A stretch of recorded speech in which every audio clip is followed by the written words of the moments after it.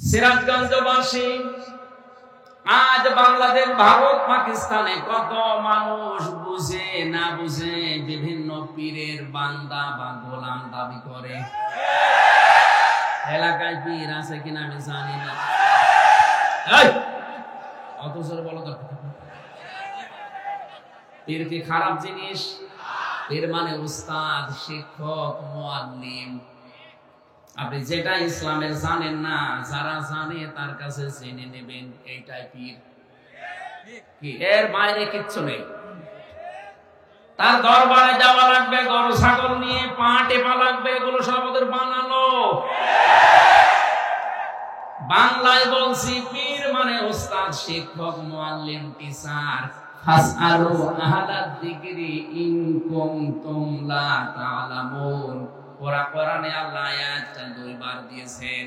যারা জানে না তাদের উচিত যারা জানে তাদের কাছে যেন জেনে নেয়। এইটা আরবিতে, এটা ফার্সিতে পীর বলে, আরবিতে বলে মুআল্লিম, ইংরেজিতে বলে টিচার, বাংলায় আমরা শিক্ষক বলি। এ বাংলাটা বুঝেছেন কিনা? পীর কি বাংলা শব্দ? কি ফার্সি? বলেন বলেন। ইংরেজি টিচার, আরবি মুআল্লিম, বাংলা এই যে শিক্ষক, এইটাও তো পীর। কি কথা বলেন? ওই যে ডক্টর সাহেব, ওইটাও পীর। যারা জানেন না ওনার কাছে বিষয়টা জেনে নেবেন, এইটাই পীর। এতটুকু পীরের শেষ। তো বাংলাদেশে সেই জিনিস যত ভালো তার নকল বের হয় তাড়াতাড়ি। পীর তো ভালো, এই পোতাসিয়ায় যে পীর এসেছিলেন, কি নাম জানো? শাহ মখদুম রহমতুল্লাহ আলাইহি। তাদের জীবন আমি পড়ে দেখেছি। দেশে যারা ইসলাম প্রচার করেছে, নিজের জন্য কিচ্ছু করেনি, সব করেছে জনগণের জন্য। আমার বাগেরহাটের দিকে তাকান, খান জাহান আলী বড় বড় দিঘি কেটেছে, পুকুর কেটেছে, কুয়া বানিয়েছে, টিউবওয়েল পুঁতে দিয়েছে, রাস্তা বানিয়েছে। এইগুলো ছিল পীর। চট্টগ্রামের মরহুম আব্দুল জব্বার নিজের একটা কুড়ে ঘর নেই, অথচ নবীজির ঘর, মাদ্রাসা বানিয়েছে কয়েক তালা।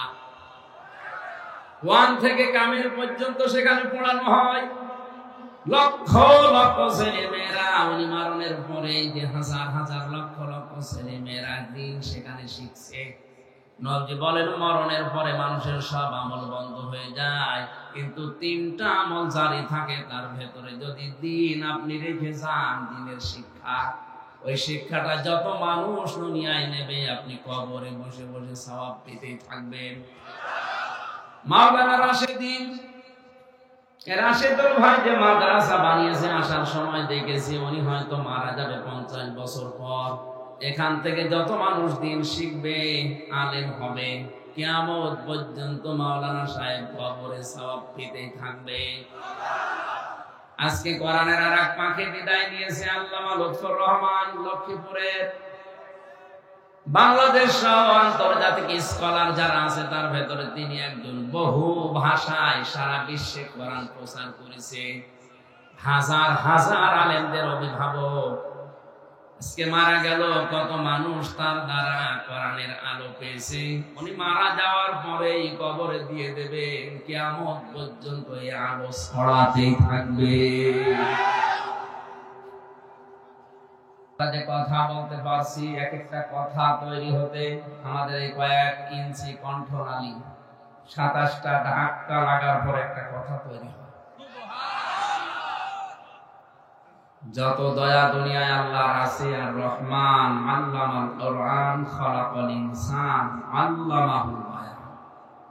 আল্লাহ তাআলা বলেন, আমি যে রহমান, আমার বড় দয়া যে তোমাদেরকে আমি কোরআন শিখিয়েছি, আমি তোমাদেরকে বানিয়েছি। এই যে খালাকাল ইনসান থেকে প্রমাণ হয়, আজ যারা বাংলাদেশে আদম থেকে মানুষের সন্তান এটা বিশ্বাস না করে বানর থেকে মানুষ এসেছে এই থিওরি প্রতিষ্ঠিত করতে চায়, ওরা আল্লাহর কোরআনের আয়াত অনুযায়ী কাফির।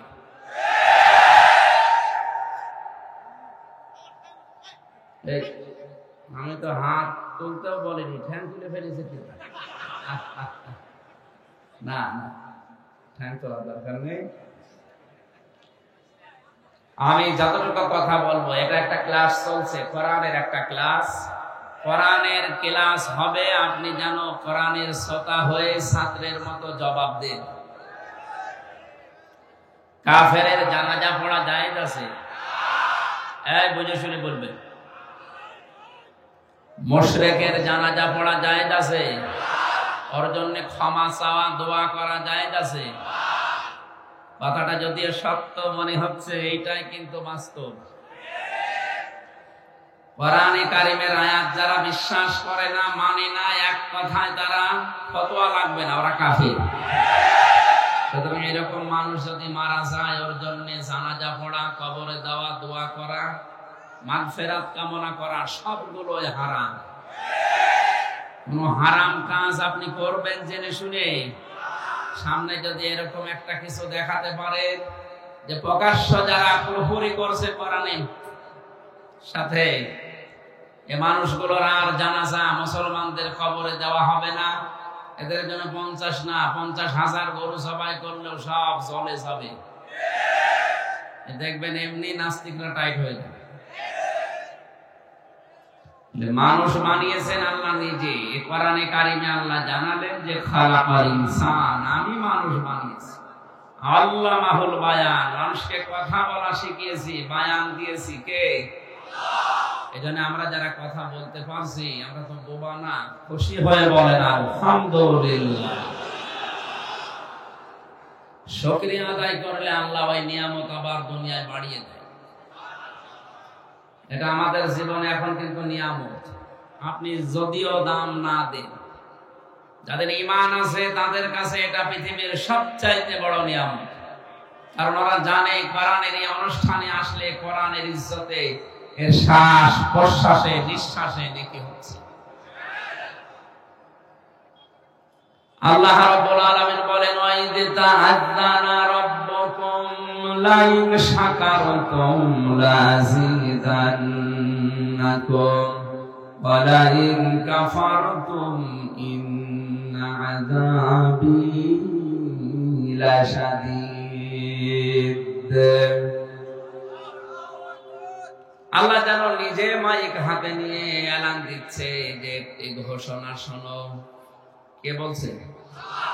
আল্লাহ নিজে মাইক হাতে নিয়ে লেগে পড়েছেন একটি ঘোষণা, একটি এলান। যদি আমার নিয়ামত পাওয়ার পরে শুকরিয়া আদায় করো, লাযিদান্নাকুম, ওটা অবশ্যই আমি আল্লাহ তোমাদের জীবনে আবার বাড়িয়ে দেব। যদি না শুকরিয়া করো, দাম না দাও, মর্যাদা দিতে না চাও, জীবন থেকে ওইটা ছিনিয়ে নেব, কঠিন আযাবের ভেতরে ফেলে দেব। আয়াতের তাফসীর পড়তে গিয়ে আমি শুকরিয়া আদায়ের শর্ত, শ্রেণী এগুলো পেয়েছি 3টা। বাংলাদেশে অধিকাংশ মানুষ আমরা জানি নিয়ামতের শুকরিয়া আদায় করে, একেবারে টুটি পর্যন্ত খেয়ে ঢেকর তুলে বলে আলহামদুলিল্লাহ, হয়ে গেল না। এটা শুকরিয়া আদায়ের একটা মাধ্যম, একটা বাক্য। মুফাসসির লিখেছেন, কেউ যদি কোনো নিয়ামতের শুকরিয়া আদায় করতে চায়, তাকে 3টা বিষয় মানা লাগবে। কয়টা? 1 নাম্বার, আপনাকে মুখে স্বীকার করা লাগবে যে এটা নিয়ামত। এটা কি? এলাবেন বসে। 2 নাম্বারে আপনার অন্তরে এটা আনন্দ লাগা লাগবে, শান্তি পাবেন আপনি অন্তরে। 3 নাম্বারে যে কথাগুলো এই নিয়ামতের মাধ্যমে শুনবেন, ওইটা তার মালিকের মর্জি মতো খরচ করা লাগবে। আমি আগেই বলেছি, এটা কিন্তু ক্লাস চলছে। এই যে 3টা বিষয় বললাম, নিয়ামতের শুকরিয়া কি করে আদায় করতে হয়, এটা বুঝেছেন কিনা? আসতে পারে, এটা বুঝেছেন? এইভাবে শুকরিয়া আদায় করতে। তাহলে আজকের নিয়ামতের শুকরিয়া আদায় 1 নম্বরে আমরা মুখে স্বীকার করছি, প্রশংসা আদায় করে আলহামদুলিল্লাহ। 2 নম্বরে এটা আমাদের মনের ভেতরে দেখেন, যাদের ঈমান আছে তাদের আনন্দ লাগছে। ইন্নামাল মুমিনুনা আল্লাযীনা ইযা যুকিরাল্লাহু ওয়াজিলাত কুলুবুহুম ওয়াইদা তুলিয়াত আলাইহিম আয়াতুহু যাদাতুহুম ঈমানা।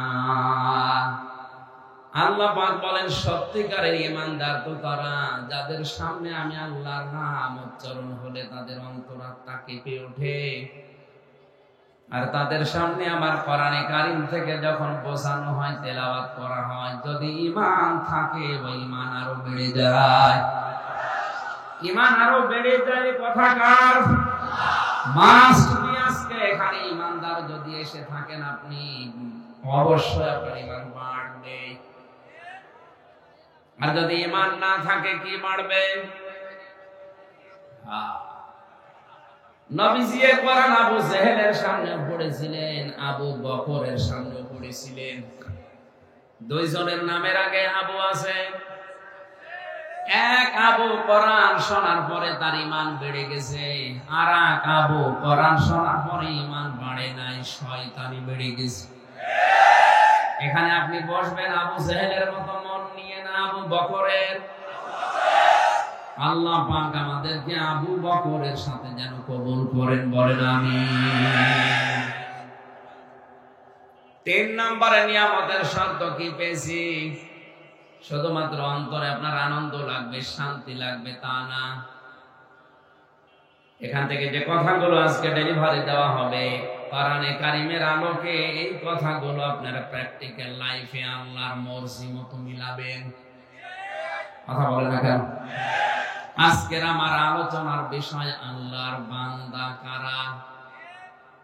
আমরা সবাই দাবি করছি আমি কি আল্লাহর বান্দা? না না। আপনার ভেতরে যদি 12টা গুণ না থাকে, আপনি আকাশ দিয়ে উড়ে যেতে পারেন, আপনি আল্লাহর বান্দা হতে পারেননি।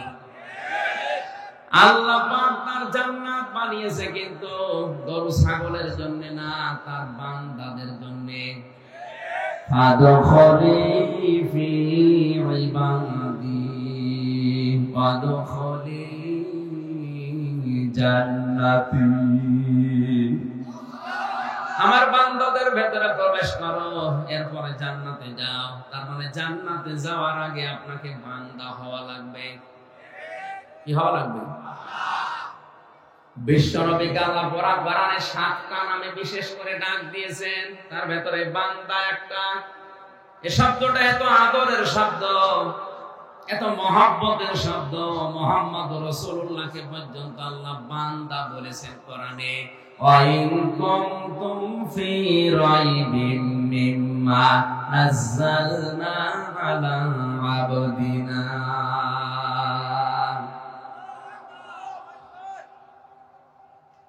সিরাজগঞ্জবাসী, আজ বাংলাদেশ, ভারত, পাকিস্তানে কত মানুষ বুঝে না বুঝে বিভিন্ন পীরের বান্দা বা গোলাম দাবি করে। এলাকায় পীর আছে কিনা আমি জানি না, অথচ বলো তো পীর কি খারাপ জিনিস? পীর মানে উস্তাদ, শিক্ষক, মুআল্লিম। আপনি যেটা ইসলামের জানেন না, যারা জানে তার কাছে জেনে নেবেন, এইটাই পীর। এর বাইরে কিচ্ছু নেই। তার দরবারে যাওয়া লাগবে, গরু ছাগল নিয়ে পা টেপা লাগবে, এগুলো সব ওদের বানানো। বাংলায় বলছি, পীর মানে উস্তাদ, শিক্ষক, মুআল্লিম, টিচার। ফাসআলু আহলাদ যিকরি ইন কুনতুম লা তা'লামুন। কোরআনে আল্লাহ আয়াতটা 2 বার দিয়েছেন। যারা জানে না তাদের উচিত, যারা জানে তাদের কাছে যেন জেনে নেয়। এইটা আরবিতে, এটা ফার্সিতে পীর বলে, আরবিতে বলে মুআল্লিম, ইংরেজিতে বলে টিচার, বাংলায় আমরা শিক্ষক বলি। এ বাংলাটা বুঝেছেন কিনা? পীর কি বাংলা শব্দ? কি ফার্সি? বলেন বলেন। ইংরেজি টিচার, আরবি মুআল্লিম, বাংলা এই যে শিক্ষক, এইটাও তো পীর। কি কথা বলেন? ওই যে ডক্টর সাহেব, ওইটাও পীর। যারা জানেন না ওনার কাছে বিষয়টা জেনে নেবেন, এইটাই পীর। এতটুকু পীরের শেষ।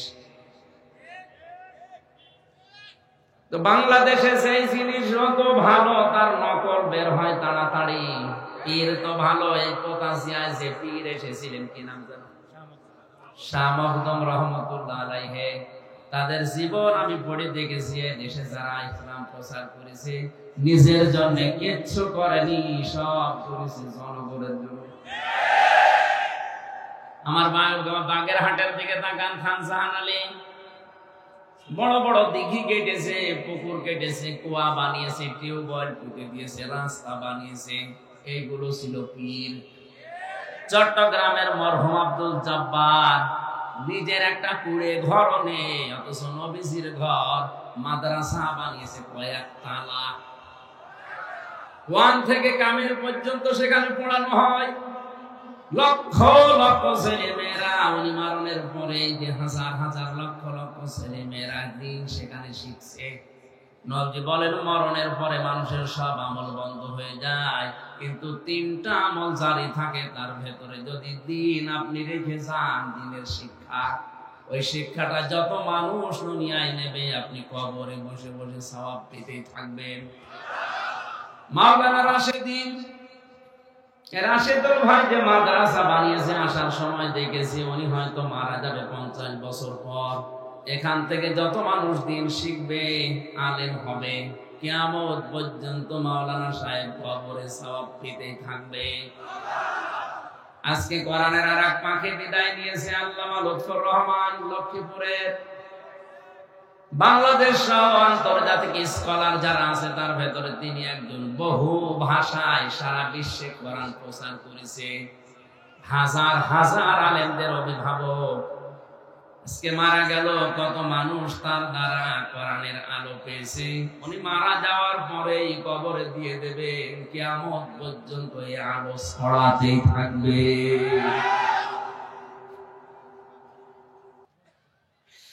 সিরাজগঞ্জবাসী, আমি যেটা বোঝাতে চাই এখানে, পীর শব্দটা ভালো আমরা উল্টা অর্থে নিয়েছি, কারণ অধিকাংশ মানুষের শব্দটা নিয়ে ব্যবসা করে খায়। এই কারণে আজকে থেকে ক্লিয়ার যে যারা জানেন না, যারা জানে ইসলামের বিষয় তার কাছে জানতে যাবেন। এইটার নাম ফার্সিতে পীর বলা হয়। এর বাইরে কিছু করা তার জন্য আপনি পারবেন না, খুশি করতে পারবেন না। আপনি মনে করেন যদি পীর সাহেবকে একটা এরকম শাল চাদর দিয়ে খুশি করব, আরে ভাই আপনার আগে আপনি তো 2000 টাকার শাল কিনেছেন, আপনার আগে একজন 5000 টাকার শাল ওরে দিয়ে গেছে। পৃথিবীর মানুষকে খুশি করা মানুষের দ্বারা সম্ভব না, কারণ এই যে পেটটা, আল্লাহর নবী বলেন মানুষের এই পেট ভরবে না কোন পর্যন্ত জানো? পৃথিবীর মানুষকে যদি বলা হয় 1 মাঠ ভর্তি তোমাকে স্বর্ণ দেওয়া হয়েছে, সে বলবে আল্লাহ আমি যদি আরেকটা মাঠ ভর্তি স্বর্ণ পেতাম তাহলে আমার ভালো হতো। আরেকটা মাঠ ভর্তি যদি স্বর্ণ দিয়ে দাও, বলবে আরেকটা যদি পেতাম। মানুষের পেট ওই পর্যন্ত ভরবে না যতক্ষণ কবরের মাটি পেটে না যায়। এই ছেলে কথা বলো, কোন জায়গায় আবার কথা বলো।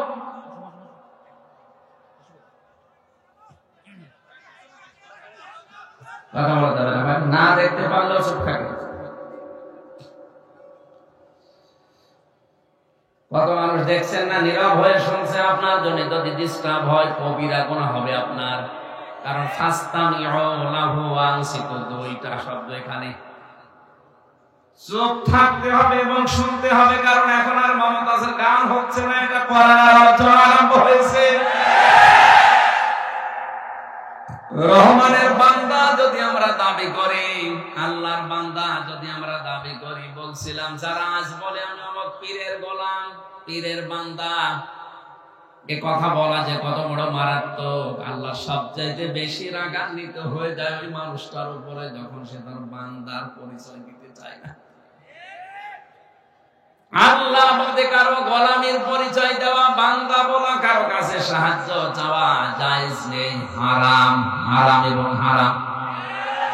জিন্দা পীর হোক আর মরা পীর হোক, কারো কাছে সাহায্য চাওয়া যাবে না। সাহায্যের একমাত্র জায়গা আল্লাহ। এমনকি কেউ যদি বলে ইয়া রাসূলুল্লাহ আমারে সাহায্য করেন, কবিরা গুনাহ হবে।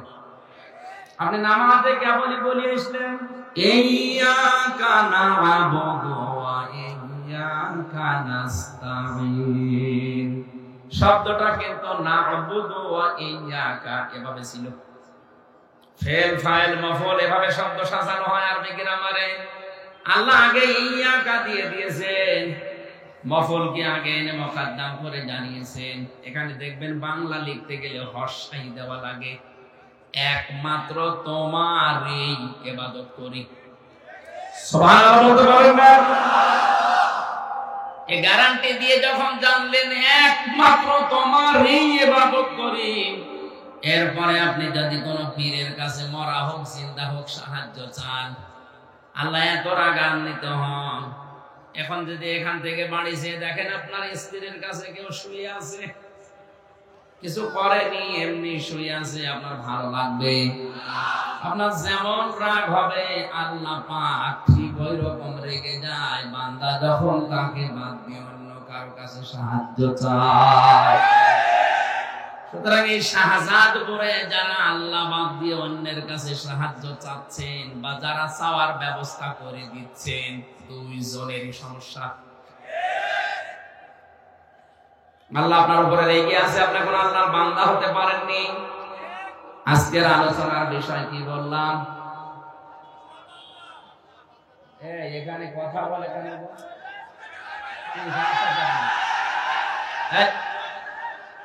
এখানে হয় বসেন না চলে যান।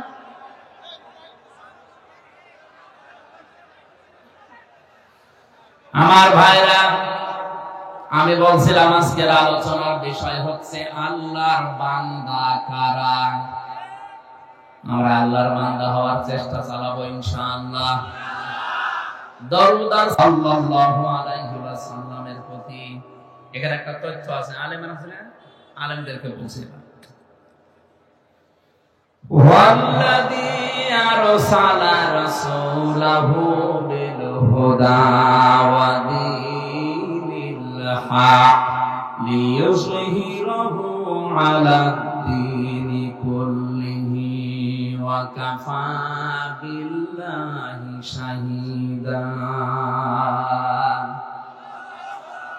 এতদিন যেভাবে শুনেছেন না, নতুন ভাবে তাফসীর করছি, ভালোভাবে শুনবেন। আল্লাহ পাক বলেন তিনি সে আল্লাহ যিনি তার রাসূলকে সত্য দিন সহকারে দুনিয়ায় পাঠিয়েছেন শুধু খেলা করার জন্য। বলেন কোরআনে স্পষ্ট আয়াত এটা, তিনি সে আল্লাহ যিনি তার রাসূলকে পাঠিয়েছেন সত্য দিন সহকারে। কেন পাঠালেন? লিইয়ুযহিরাহু, একটাই উদ্দেশ্য, তিনি যেন জাহির করেন। কি করেন? জাহির করেন, প্রকাশ্য করেন, উপরে তুলে নিয়ে আসেন, প্রকাশ করে দেন, প্রতিষ্ঠিত করেন। প্রায় ৯৯টা অর্থ আছে। আলাদ-দীনি কুল্লিহি, দুনিয়ায় যত ধর্ম আছে, যত দিন আছে, সব দিনের উপরে যেন তিনি তার পাঠানো দিন ইসলামকে উপরে তুলে নিয়ে আসেন। আল্লাহ তাআলা এতটুকু বলে শেষ করেননি, ওয়া কাফা বিল্লাহি শাহীদা। এই কাজ করতে গিয়ে নবীর পেছনে যদি বাংলাদেশের কেউ না থাকে, আমি আল্লাহ বলছি আমি নিজেই যথেষ্ট। এবার আসেন তো আয়াতের পক্ষে হাদিস। মান ক্বারাআল কুরআনা ফাস্তাযহারাহু ফাহাল্লা হালালাহু ওয়া হাররামা হারামাহু আদখালাহুল্লাহুল জান্নাহ ওয়া শাফাআহু ফি আশারাতিন মিন আহলি বাইতিহি কুল্লুহুম ক্বাদ ওয়াজাবাত লাহুন নার। নবীজি বলেন যে ব্যক্তি কোরআন পড়ে আরে কোরআনকে ইজহার করার চেষ্টা করে, মান ক্বারাআল কুরআনা ফাস্তাযহারাহু, ওই যে কোরআনে লিইয়ুযহিরাহু, এখানে ফাস্তাযহারাহু শব্দের মাত্রা কিন্তু একই। তাহলে ইজহার শব্দের অর্থ বললাম প্রকাশ করা, প্রচার করা, দাঁড় করানো, প্রতিষ্ঠিত করা, এই পৃথিবীতে যারা কোরআন পড়ে আর কোরআনকে যারা দাঁড় করানোর জন্য চেষ্টা চালায়, প্রতিষ্ঠা করার জন্য যারা চেষ্টা চালায়, ফাহাল্লা হালালাহু, এর হালালকে হালাল হিসাবে মেনে নেয়, একটিবারের জন্য চিন্তা আসে না যে কোরআনে কারীম আল্লাহ প্রকাশ করার জন্য বলার পরে হালালের কথা কেন বললেন? কারণ আল্লাহ জানে ভালো করে এই পৃথিবীতে কোরআন যদি প্রতিষ্ঠিত না হয়, কায়েম না হয়, এমন এমন হালাল জিনিস আছে যে সমাজে মানা সম্ভব না।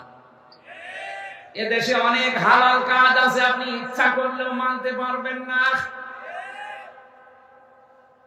মেয়েকে বিয়ে দেওয়ার সরকারি যে নিয়ম আছে, 18 বছর আর ছেলের কত, এ বয়সের আগে যদি আপনি বিয়ে দেন, নিশ্চিত আপনার মামলা খাবেন, ধরা খাবেন, জেলে যাবেন। কথা বলেন না কেন? কোরআনের সাথে আয়াতের কোন এই নিয়মের কোন মিল আছে? অথচ এই দেশের আইন সরকারি আইন, আপনি মানতে বাধ্য। ইসলাম যদি থাকতো এই আইন মানতে আমরা বাধ্য থাকতাম না। কোরআনের হালাল বিষয়গুলো আমরা এখন মানতে পারবো না, কারণ কোরআন কায়েম নেই। হারামা হারামাহু, যারা এর হারামকে হারাম বলে মেনে নিয়েছে, আজ অনেক হারাম আছে যেগুলো আমরা ইচ্ছা করলেও ছেড়ে দিতে পারছি না, মেনে নিতে বাধ্য হচ্ছি। আজ হাজার হাজার অফিসার ঘুষ খায়, এদেরকে যদি বলা হয় কি বলে, আমার কিছু করার নেই, উপরের নির্দেশ। এই যে আমার এই গাড়িটায় মনে করেন কাগজপত্র, রোড পারমিট সব ঠিক আছে, ওকে, সিরাজগঞ্জ থেকে কুষ্টিয়া পর্যন্ত যেতে কমপক্ষে 3 থেকে 4 জায়গায় আল্লাহর ওলিরা ধরবে। হুজুর দোয়া চাই, আমি যদি বলি আমি তো দোয়া করে আসলাম, না, যে দোয়া নিয়ে এসেছে ওই দোয়া দিয়ে যান। শেষে বাড়ি পর্যন্ত যেতে যদি আমি 1000 করে দোয়া দিতে যাই, আমার 4000 যাবে। টোল আছে, রাস্তায় আছে খরচ, ড্রাইভারের খরচ, তেলের খরচ। বলেন, এখন ওদের যদি জিজ্ঞাসা করা হয় এটা কি জোর করে নিচ্ছে, জায়েজ হবে? ফতোয়া উল্টো করে দেবে, বলে হুজুর হাদিয়া দেওয়াও যায়, এটা কি হাদিয়া হচ্ছে?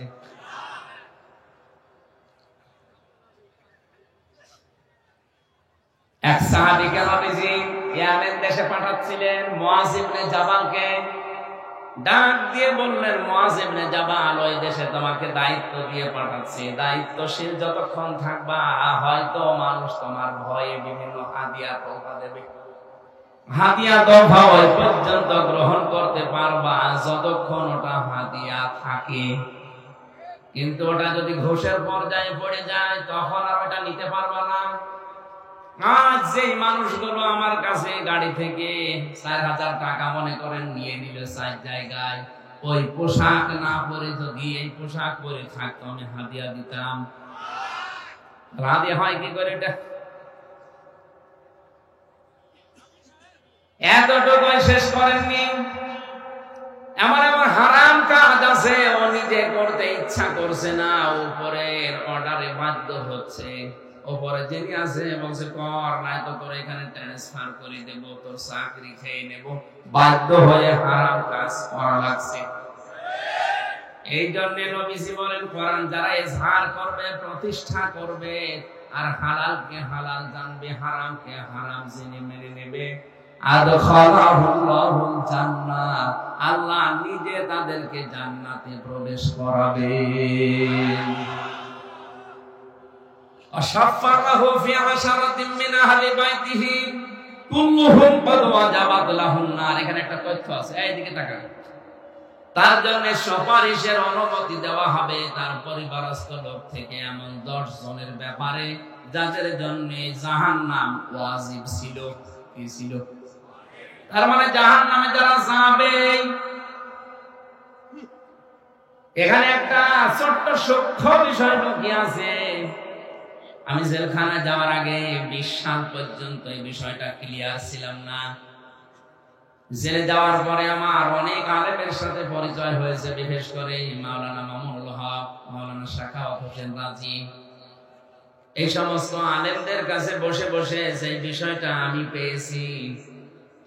আমি এতদিন পর্যন্ত যেখানে লেখাপড়া করেছি যে সার্কেলে, ওখানে এরকম ভাবে জানতাম যে কবিরা গুনাহ করে যদি কেউ তওবা না করে মারা যায়, ওই লোকটা জাহান্নামে গেলে মহান আল্লাহ ওকে আর বের করে দেবে না। মাওলানা মামুনুল হকের সাথে মাওলানা সাখাওয়াত হোসেন রাজীর সাথে বহুদিন, প্রায় 2 বছর 8 মাস আমরা পাশাপাশি এই বিষয়টা নিয়ে প্রায় 15-20 দিন একাধারে আমরা আলোচনা করে ক্লিয়ার আমার কনসেপ্ট এসেছে। কোন মানুষ যদি শিরিক আর কুফর করে কেউ যদি মারা যায়, ওই লোকটার জন্য বিনা হিসাবে বিনা বিচারে জাহান্নাম, ওর জন্য আর কিছু নেই। কিন্তু কোন মানুষের যদি ঈমান থাকে আর ওই মানুষটা যদি এই দুনিয়াতে গুনাহ করে, সে কবিরা গুনাহ হতে পারে, সগীরা গুনাহ হতে পারে, তওবা করার সময় যদি না পায় আর যদি বাগী না হয়, এই মানুষটা যদি জাহান্নামে আল্লাহ দিয়েও দেয় কোনো কারণে, ঈমান যদি থেকে থাকে মহান আল্লাহ তাকে যে কোনো দিন আবার বের করে নিয়ে হাউজে কাউসারের পানি থেকে গোসল করি আবার জান্নাতে দিয়ে দেবে। কিন্তু এখানে সূক্ষ্ম বিষয়টা কি? আপনার ঈমান যদি থাকে, কি থাকে? আজ বাস্তবতায় তো বাংলাদেশের দিকে আমি তাকিয়ে দেখি, ঈমান থাকার মতো অনেকেরই অনেক বিষয় নেই। আমরা জানি এখানে যারা বসে আছেন যে ওযু করলে ওযু ভেঙে যায় 7টা কারণে, নামাজ পড়লে নামাজ ভেঙে যায় 19টা কারণে, হজ করলে হজও ভেঙে যায় 5টা কারণে, রোজা করলে রোজাও ভেঙে যায় 2টা কারণে, আমল বা কাজ করলে কাজও ভেঙে যায়, নষ্ট হয়ে যায় 2টা কারণে। এগুলো জানেন কিনা? তাহলে ঈমান যদি আপনি আনেন, ঈমানও ভেঙে যায় 10টা কারণে। ওই 10টা কারণ যদি কারো ভেতরে থাকে আর ওই লোকটা যদি বলে না আমার ঈমান আছে, আল্লাহর কসম আপনি তো মুশরিক, আপনি তো কুফরি করি, আপনার ঈমান শেষ হয়ে গেছে। আপনি আর আবু জেহেল এখন সমান।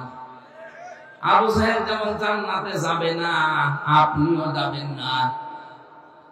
এখন যদি বলেন কি আবু জেহেলের মতো অত খারাপ আমি, আরে ভাই ও বিশ্বাস করতো আল্লাহ একজন আছে, কি বেশি বললাম না? ও বিশ্বাস করতো আল্লাহ একজন আছে। এই জন্য কাবার চত্বরে গিলাফ ধরে বদরে যাওয়ার আগে বলেছিল, মালিক তুমি আছো আমি জানি, মুহাম্মাদের বিরুদ্ধে যুদ্ধে যাচ্ছে বদরে, সত্যের পক্ষে যে আছে তাদেরকে তুমি বিজয় দিও। ওর দোয়া কবুল হয়ে গেছে। আল্লাহ একজন আছে যদি বিশ্বাস না করবে, কোন কারণে আল্লাহর ঘর কাবা শরীফের দায়িত্বে থাকবে বলেন? এমনকি এই গিলাফ ধরে বলেছিল তুমি আছো আমি জানি। তোর কাজ ছিল মুশরিক ছিল, শিরিক করতো, ও নিজেকে টিকিয়ে রাখার জন্য শিরিক করেছে বেশি দুনিয়ায়। এই জন্য লোকটা যারা শিরিক করে আমরা তাদেরকে মুশরিক বলি। কি বলি? আরো জোরে। মুশরিকের জন্য জান্নাত না জাহান্নাম? এটা যে জাহান্নামে যাবে তার প্রমাণ নবীজি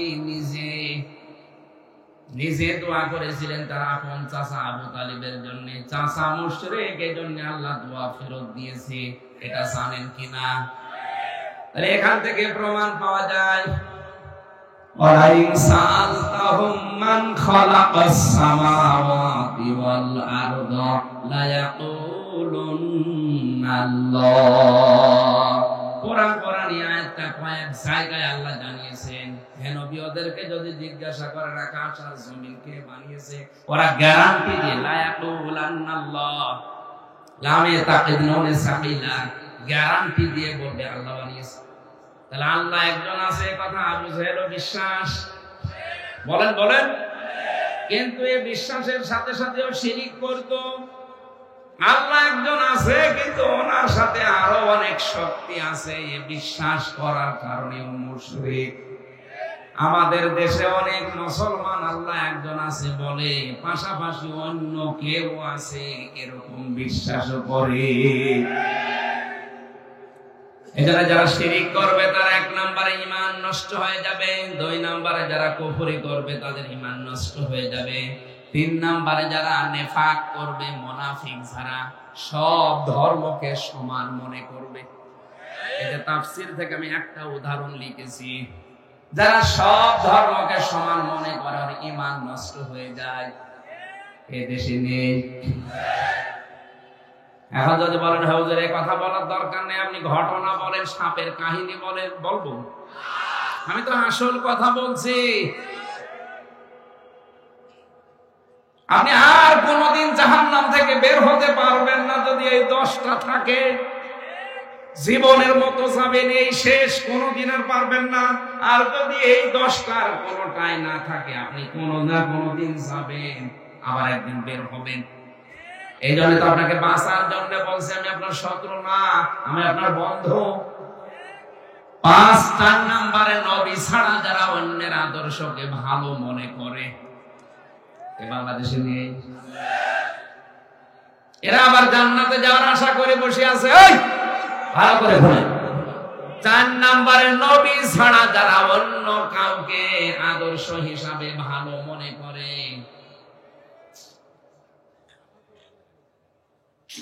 করে না, কেউ করে না।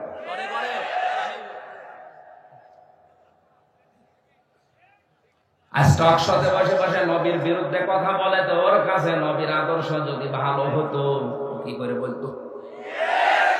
5 নম্বরে যে মানুষগুলো আল্লাহর বিধানকে নিয়ে কটাক্ষ করে, আজ প্রকাশ্য কটাক্ষ করছে, তাহলে আল্লাহর বিধান নিয়ে কটাক্ষ করলো, ঈমান আছে না গেছে?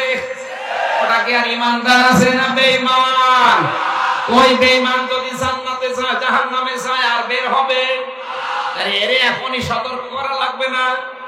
এখন থামা লাগবে না? 6 নম্বরে আল্লাহর বিধানকে যাদের ভালো লাগে না, এই মানুষগুলোর ঈমানও ভেঙে যায়, নষ্ট হয়ে যায়। 7 নম্বরে যারা সাদুকার, 8 নম্বরে যারা মুসলমানদের বিরুদ্ধে ষড়যন্ত্র করে। আমার মনে হয় 8 নাম্বার পয়েন্টে বাংলাদেশে অনেকেই ধরা খাবে। মুসলমানদের বিরুদ্ধে যারা ষড়যন্ত্র করছেন, থামেন, আপনার ঈমান কিন্তু ভেঙে যাবে। একবার জাহান্নামে আল্লাহ দিয়ে দিলে জীবনে আর বের হতে পারবেন না।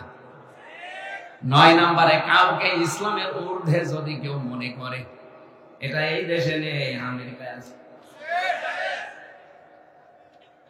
10 নম্বরে ইসলামের কোন বিধানকে যদি কেউ ঘৃণা করে, বলেন নাউজুবিল্লাহ। আল্লাহ আমাদের হেফাজত করুন, বলেন আমিন।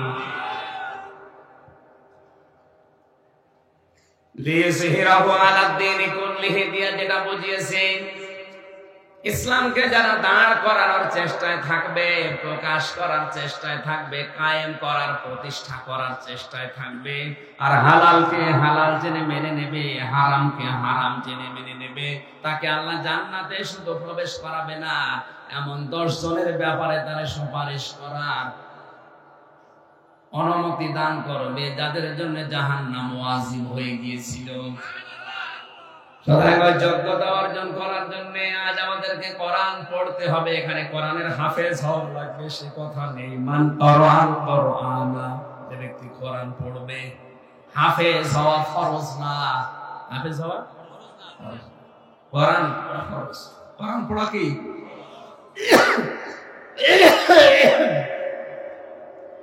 আবহমান কাল থেকে এই দেশে যারা আল্লাহর ওলিরা শুনলাম, শাহ মকদুম থেকে শুরু করে, শাহজাহান থেকে শুরু করে, খান জাহান থেকে, শাহজালাল থেকে শুরু করে যত আল্লাহর ওলি এই দেশে এসেছে, তাদের জীবনীগুলো আমাদের সিলেবাসে আছে, আমরা পড়েছি। আমরা দেখেছি ওই মানুষগুলোর কাছে কেউ গেলে কোরআন শরীফ তুলে দিত, এই নাও তুমি এইটা পড়লে আল্লাহকে পেয়ে যাবে। এখন তাদের উত্তরসূরি যারা দাবি করে, দেখবেন এই মানুষগুলোর কাছে গেলে আগে কোরআন তুলে দেয় না, আগে জিকির দেয়। কান খাড়া করে শোনেন সিরাজগঞ্জের মানুষেরা, এলাকায় যদি 50 জন পীর সাহেব থাকে, ওইটাই হক পীর, ওইটাই হক্কানি দরবার, সেখানে গেলে আগে কোরআন শরীফ তুলে দেয়। আর যেখানে গেলে শুধু হো হো, ওটা ভণ্ড। কারণ হো হো বলে কোনো জিকির নেই। এই কথা বলেন না কেন? এরা নাকি থানাতে, টিওন অফিসে, এসপি অফিসে আমার নামে চিঠি দিয়েছে যে আমরা আল্লাহর ওলি, আমরা পীর, আমাদের নামে উনি বলে। আরে আপনি কিসের পীর? আপনার দরবারে কোরআন থাকবে। শাহজালালের কাছে কেউ গেলে আগে কোরআন তুলে দিত। কথা বলেন না।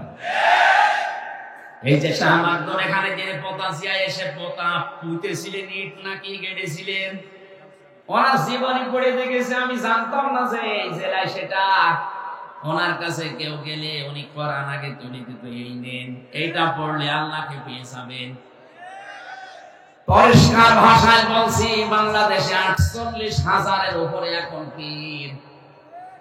48,000-এর ভেতরে হাতে গোনা কয়েকটা বাদ দিলে অধিকাংশ গুলোই ভণ্ডামিতে লিপ্ত। এমনকি কাফের পর্যন্ত হয়ে গেছে।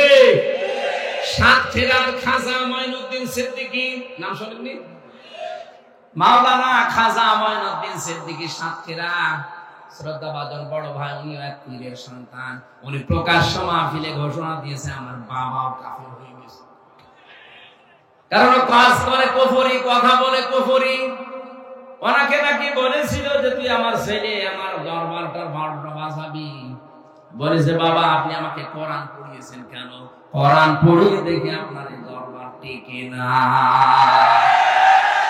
এজন্য আবার বলছি, এই দেশে যারা পীর সাহেব আছেন, সেখানে গেলে আগে কোরআন তুলে দেয়। মরহুম মাওলানা আব্দুল জব্বার চট্টগ্রামের মতো, সারসিনার পীরের মতো যে কোরআন শরীফ নেন, এটা ভালো করে বোঝেন। 1 বছর সময় দিলাম, মুরিদ হয়েছো, পুরাটা মাতৃভাষা একবার পড়ে আসো, দেখো তোমার জীবন এমনিতেই পাল্টিয়ে যাবে। আপনি যদি এটা পুরাটা নাই পড়েন, এর হালাল কি করে জানবেন, হারাম কি করে জানবেন? এজন্য কোরআন পড়া ফরজ, হাফেজ হওয়া ফরজ না। এ পুরা এলাকার ভেতরে 5 জন হাফেজ থাকলে যথেষ্ট, কিন্তু কোরআন 5 জন পড়লে হবে না। এখানে 5 লাখ মানুষ থাকে, এই থানায় 2 থানা মিলে 5 লাখ মানুষকে কোরআন পড়া লাগবে। কোরআন পড়া কি বলেন? কেমন ফরজ? নামাজের মতো। নামাজও হবে না যদি কোরআন না পড়েন। নামাজের যে 19টা নামাজ ভাঙার কারণ আছে, আর 1 নাম্বার কারণ কোরআন অশুদ্ধ পড়া। যারা আহ্বান জানাচ্ছি, যারা এসেছেন এখান থেকে এই সিদ্ধান্ত নিয়ে যান, মরণের রাত দিন হলেও আমি কোরআন পড়া শিখে মরবো। শুধু শিখবো না, আমি বসবো, যেভাবে হোক আমি বসবো। কথা বলুন, চেষ্টা চালান। যদি আপনি এভাবে পড়তে পড়তে নাও পড়তে পারেন, যদি আলিফ বা তা সা পড়তে পড়তে মারা যান, 50 বছর লাগুক, অসুবিধা নেই। আপনি তালেবে ইলম হয়ে যাচ্ছেন, আর তালেবে ইলম মরে গেলে কোনো হিসাব নেই। সুবহানাল্লাহ বলবেন। অনেকে বলে হুজুর দোয়া করেন ছেলে যেন আব্দুল কাদের জিলানী হয়। এমনি হবে? রাশিদুল ইসলাম যে মাদ্রাসা বানিয়েছে, ওই রকম মাদ্রাসায় আব্দুল কাদের জিলানীকে তার মা নিয়ে গেছে। ওস্তাদ ডাক দিয়ে বলছে বাবা বলো আলিফ। আব্দুল কাদের জিলানী বলছে হুজুর আলিফের মানে কি? হ্যাঁ, আলিফের মানে আমি জানি না। যে জিনিসের মানে হয় না, অর্থ হয় না, ও জিনিস পড়ি আমি করবো কি? পড়বো না। ওস্তাদ বলে বাবা আসি, তুমি কি জানো আলিফের মানে? বলে হ্যাঁ, আমি মায়ের কাছ থেকে শুনেছি। কি শুনেছো বলো দেখি। হযরতে আব্দুল কাদের জিলানী তিনি শুরু করলেন, আল্লাহু লা ইলাহা ইল্লা হুয়াল হাইয়ুল কাইয়্যুম লা তা'খুযুহু সিনাতুন ওয়ালা নাওম। একটা একটা করে আল্লাহর পরিচয় দিলেন 10টা। কয়টা? এই আয়াতের ভেতরে আল্লাহর 10টা ক্ষমতার কথা আছে। ফরজ নামাজের পরে কেউ যদি আয়াত পড়ে, আয়াতুল কুরসি যেটা আমরা বলি, এর ভেতরে আল্লাহর 10টা ক্ষমতার কথা বলা আছে। কোন মানুষ যদি ওই অনুযায়ী তার প্র্যাকটিক্যাল লাইফ চালায়, মরণের পরে কোন বাধা নেই জান্নাতে যাওয়ার, শুধু একটাই রাস্তা খোলা আছে, মরবে জান্নাত পেয়ে যাবে। এতে 10টা আবার মানা লাগবে। আব্দুল কাদের জিলানী 10টার পরিচয় দিলেন আয়াতুল কুরসি তেলাওয়াত করে। উস্তাদ কাঁদতে কাঁদতে বেহুশ হয়ে গেছে। হোশ ফেরার পরে মাকে ডাক দিয়ে বলছে, মা আপনার ছেলে মনে হয় কোন জায়গায় পড়িয়েছে, এখন নিয়ে এসেছেন আমার কাছে পরীক্ষা করার জন্য। মা বলছে, কই কাউ কোন জায়গায় তৈরি দেয়নি, এই প্রথম আপনার কাছে নিয়ে আসলাম। ওস্তাদ বলে, মা গো আপনার ছেলের তো পড়া কোরআনের প্রায় 18 পারা মুখস্থ আছে। মা আমার কান্না আরম্ভ করলেন। ওস্তাদ বলে, মা আপনি কাঁদেন কেন? আপনার তো খুশির বিষয়, আপনার তো আনন্দ লাগার কথা যে এতটুকু বয়স, এই বয়সে আপনার ছেলে কোরআনে কারিমের 18 পারা মুখস্থ করে ফেলেছে, তাও অর্থ সহ ব্যাখ্যা করতে পারে। মা ডাক দিয়ে বলে, ওস্তাদ আমার আফসোস লাগে এই কারণে, আমার এই সন্তানটা যখন পেটে ছিল প্রতিনিয়ত আমি কোরআনে কারিমের প্রায় 18 পারা পর্যন্ত পড়তাম। আমি কোরআনের হাফেজা না, আমি 18 পারার হাফেজা। আমি প্রতিনিয়ত কোরআন পড়েছি পেটে রাখা অবস্থায়।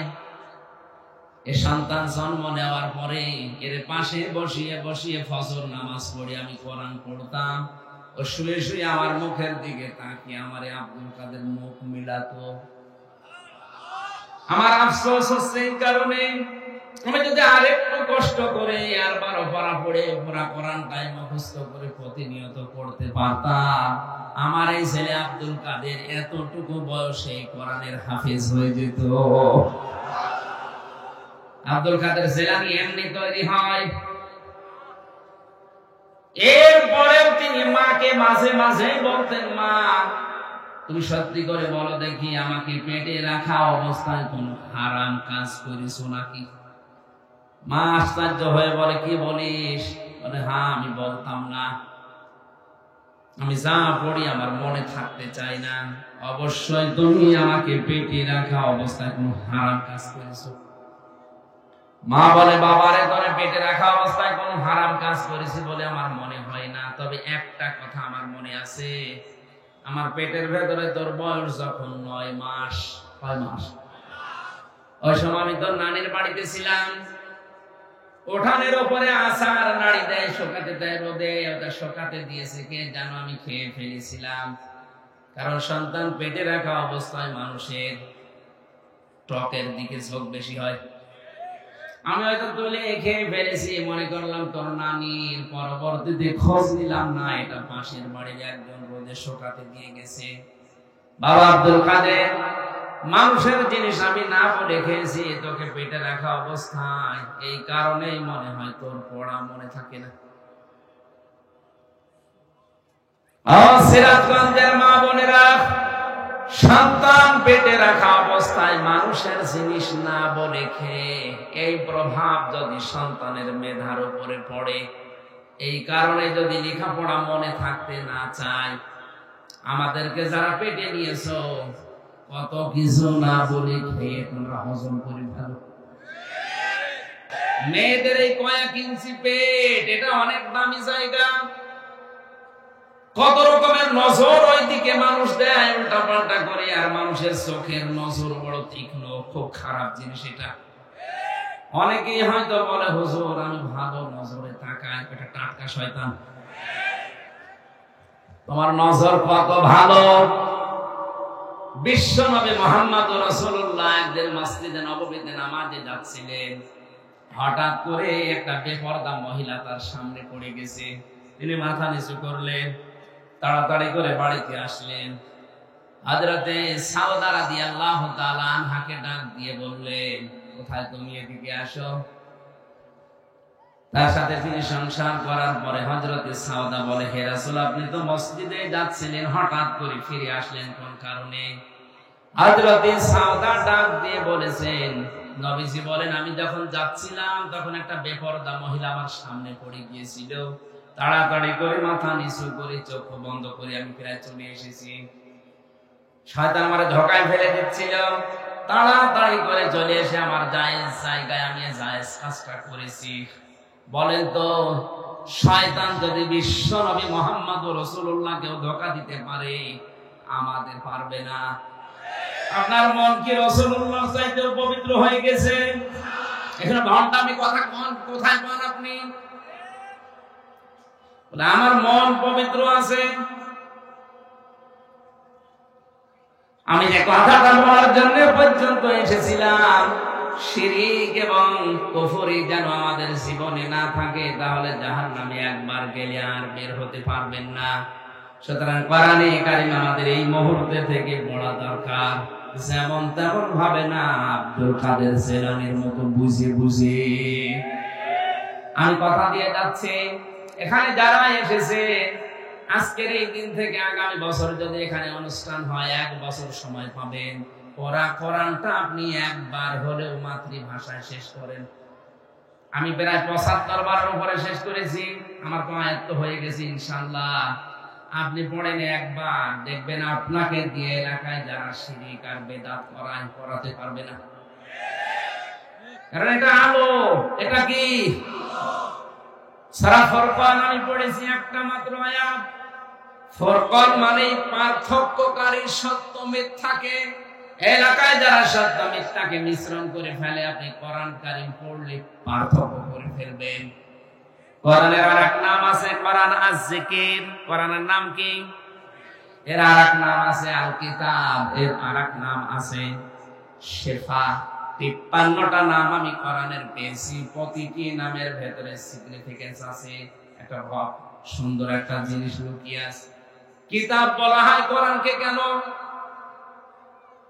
আমি এখানে একটা সূক্ষ্ম তথ্য বের করেছি, ভালো করে শুনেন। আছেন তো আপনারা? কোরআনে কারীমকে কিতাব বলা হয় এই কারণে, পৃথিবীতে একটাই কিতাব আছে, তার নাম আল কোরআন। দুনিয়ায় আর যত বই আছে, কিতাব আছে, এগুলো কিন্তু আসলে কিতাব না, এগুলো কোরআনের সব ব্যাখ্যা। ওয়াল্লাহু কানাল বাহরু মিদাদান লিকালিমাতি রাব্বি লানাফিদাল বাহরু ক্বাবলা আন তানফাদা কালিমাতু রাব্বি ওয়ালাউ জিনা বিমিসলিহি মাদাদা। আল্লাহ পাক বলেন, নবী আপনি বলুন, তামাম দুনিয়ার সব পানি যদি খালি হয়ে যায়, যত গাছ আছে দুনিয়ায় যদি কলম হয়ে যায়, দুনিয়ার জিন আর ইনসান মিলে যদি লেখা শুরু করে, কিয়ামত পর্যন্ত লিখতেই থাকবে, আমার কোরআনের ব্যাখ্যা শেষ করা যাবে না। ওয়ালাউ আন্নামা ফিল আরদি মিন শাজারাতিন আকরামু ওয়াল বাহরু ইয়ামুদ্দুহু মিন বা'দিহি সাবআতু আবহুরিন মা নাফিদাত কালিমাতুল্লাহ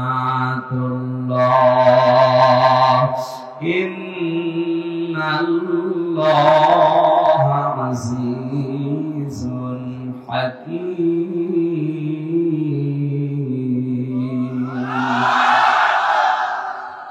এটা 27 নাম্বার সূরা লোকমানের। আল্লাহ পাক বলেন, যদি জমিনের যত গাছ আমি বানিয়েছি, সব গাছকে যদি কেউ কেটে কেটে কলম বানিয়ে ফেলে, 7টা সমুদ্রের পানিকে যদি কেউ কালি বানায়, এরপরে আরো সমুদ্র যোগ করে, আল্লাহ এই কথাগুলো ব্যাখ্যা স্বরূপ বলছেন, এই কারণে যেটা সম্ভব না। মা নাফিদাত কালিমাতুল্লাহ, আমি আল্লাহর কালেমার ব্যাখ্যা লিখে কোনোদিন শেষ হবে না। এই জন্য দুনিয়ায় কিতাব কয়টা? একটা। বলেন বলেন, কেন এই একটাকে কিতাব বলা হয়? আমি এই জন্য একটা পড়লাম, যারা আলেম আছেন এবার তাদেরকে বলছি, কোরআনের প্রথম শুরুতেই দেখবেন লেখা আছে যালিকাল কিতাবু লা রাইবা ফীহি। এখানে কিতাবের আগে কি আছে? আলিফ লাম। কি আছে? আর রাসূল বলেন, এই এই ওঠে কারা গো? এদিকে ভালো করে খেয়াল করেন, কেন আল্লাহর এই কোরআনকে কিতাব বলা হয়, আর কেন আল্লাহ প্রথমে কিতাব দিয়েছেন, কোরআন শব্দ না দিয়ে যালিকাল কোরআন দেয়নি, কি দিয়েছেন? যালিকাল কিতাব দিয়েছেন, আর কিতাবের আগে আলিফ লাম দিয়েছেন। মুফাসসিরিন ইকরাম লিখেছেন এই পৃথিবীতে একটাই মাত্র হেদায়েতের কিতাব, যার নাম কোরআন শরীফ। এখন যদি কোরআন কাউকে হেদায়েত দিতে না পারে, পথ দেখাতে না পারে, ওর মনের পরিবর্তন ঘটাতে না পারে, বুঝবেন ওইটা জাহান্নামে যাওয়ার জন্য তৈরি হয়েছে। কিতাবে কোরআনে কারীমের নাম কয়টা বললাম? 53টার উপরে। কয়টা? তাফসিরে ফি জিলালিল কোরআনে প্রায় 55টা আছে, কোনটা জায়গায় 53টা আছে। তাফসিরে খাজিনে, তাফসিরে কাবিরি আছে প্রায় 59টা। অনেক অনেক জায়গা অনেক নাম আছে, আমার মুখস্থ আছে যেগুলো। তার ভেতরে অন্যতম এই 4টা: আল কিতাব, আজ জিকির, আল ফুরকান, আল কোরআন। জোরে বলেন আল্লাহু আকবার। আমি যে কথাটা এর আগে বললাম যে কোরআন যদি কাউকে হেদায়েত দিতে না পারে, মনের পরিবর্তন ঘটাতে না পারে, ওর কপালে আর হেদায়েত নেই। এটাকে বানালাম। এই যে নরসিংদীর গিরিশচন্দ্র সেন, বেটা হিন্দু মানুষ, ওর মন ছিল না কোরআন থেকে হেদায়েত নেওয়ার, কিন্তু কোরআন পড়েছে আমাদের চাইতে বেশি, ও কোরআন বুঝেছে আমাদের চাইতে বেশি, ও কোরআন লিখেছে আমাদের চাইতে বেশি। আমি 1 থেকে মাস্টার্স পর্যন্ত আমার তাফসীরের উপরে মাস্টার্স হয়েছে। আমি এত লেখা লিখতে পারি নাই গিরিশচন্দ্র সেন যত কোরআন লিখেছে। কারণ আমার এক একটা শব্দের হয়তো 2টা 5টা 7টা অর্থ মুখস্থ আছে। আর বেটা হিন্দু, গিরিশচন্দ্র সেনের এক একটা শব্দের 33 থেকে 99টা পর্যন্ত অর্থ মুখস্থ ছিল। নয়তো তাফসীর লিখলো কি করে? এখানে যত বড় হুজুর হোক আর যত বড় ডক্টর হোক, বুকে হাত দিয়ে কেউ বলতে পারবেন না যে কোরআনের প্রতিটি শব্দের অর্থ আমার জানা আছে। কেউ পারবে না। আমারও ক্ষমতা নেই। আমি পড়েছি কিন্তু আমার এখন আর মনে নেই। এখন আবার স্টাডি করা লাগবে, দেখা লাগবে। ও কি মেধা চিন্তা করে পড়া কোরআন শরীফের প্রতিটি শব্দের অর্থ, তবে 1টা 2টা 5টা না, 33টার উপরে করে এক একটা শব্দের অর্থ মুখস্থ ছিল। কি পড়া পড়েছে জীবনে, কিরকম মুখস্থ করেছে, কিভাবে লিখেছে। তাহলে আমাদের চাইতে কোরআনও পড়েছে বেশি, বুঝেছে বেশি, লিখেছে বেশি। এখন বলেন না কেন? কিন্তু হেদায়েত পেয়েছে না। মারা যাওয়ার পরে কবরে দিয়েছে, জানাজা কি কোথায় দিয়েছে? আগুনে। কোথায় দিয়েছে? আগুনে পুড়িয়ে দিয়েছে। এই জন্য তো কিতাবের আগে আলিফ লাম, যে কোরআন যদি কারো মনের পরিবর্তন ঘটাতে না পারে, কোরআনে কারীম যদি কাউকে হেদায়েত দিতে না পারে, ওর কপালে আর হেদায়েত নেই। তার বাস্তব উদাহরণ এই গিরিশচন্দ্র সেন। এই জন্য এখানে যারা বসে আছেন, একদিনের তাফসীর শুনে আপনি আল্লাহর ওলি হয়ে যাবেন না। আপনার মন যদি তৈরি না হয়, ওই আবু সাহেলের মতো বাঁকা মন নিয়ে বসে কিয়ামত পর্যন্ত শুনলেও হবে না। আবু বকরের মতো মন নিয়ে শোনেন। আমি যে 12টা পয়েন্ট বলছি, দেখেন তো আপনি আল্লাহর বান্দা আছেন কিনা। আর আল্লাহর বান্দার বাইরে যারা আছে, ওরা শয়তানের বান্দা। আরো জোরে বলেন। এবার আমি শুরু করছি। ওয়া ইবাদুর রাহমানিল্লাযীনা ইয়ামশুনা আলাল আরদি হাওনা ওয়া ইযা খাতাবাহুমুল জাহিলুনা ক্বালু সালামা। সূরা ফুরকানের 63 নম্বর আয়াত। কত নম্বর? 12টা গুণ এখানে আল্লাহ দিয়েছেন আয়াতের পরবর্তীতে। কোরআনে কারীমের 25 নম্বর সূরা, 6টা রুকু আছে। সূরার নাম হচ্ছে সূরা ফুরকান, সত্য মিথ্যার পার্থক্যকারী। এটাকে বলা হয় সংবিধান। কি বলা হয়? সংবিধানে 73টা ধারা থাকে। মুসলমানদের সংবিধানে 73টা ধারা থাকবে, তাহলে দুনিয়া শান্ত হয়ে যাবে। আমার আল্লাহ সূরা ফুরকানের ভেতরে 73টা ধারা দিয়েছেন। ব্যক্তি, পরিবার, সমাজ, রাষ্ট্র কি করে চলবে, শান্ত হয়ে চলবে, সেই থিওরি গুলো আছে। এখান থেকে আমরা সংবিধান বানাতে পারি না। সংবিধান বানিয়েছে, বছরে বছরে পাল্টানো লাগে, এরপরও শান্তি হয় না। একবার এটা নিয়ে যান সংসদে, এই ৭৩টা ধারা একবার একটু প্রচার করে, আল্লাহর কসম গ্যারান্টি দিয়ে বলছে, এই ৭৩টা ধারা যদি সংবিধানে সংযোজন করা হয়, এই ৭৩টা ধারা যদি বাংলাদেশের সংবিধানে কায়েম হয়, ৫টা বছর শুধু থাকবে এই দেশ, আল্লাহর কসম এটা জান্নাত হয়ে যাবে। চুরি থাকবে না, আর যারা ব্রিজ চুরি করে বন্ধ করে ফেলবে, কারণ এর ভেতরে আছে চুরি করলে হাত কেটে দাও। একটা যদি হাত কাটা পরে যারা ব্রিজ চুরি করেছে, বলবো রে ওরে দেখে হাজার হাজার কাল ভাটছর রাস্তা চোর কেমনি ভালো হয়ে যাবে।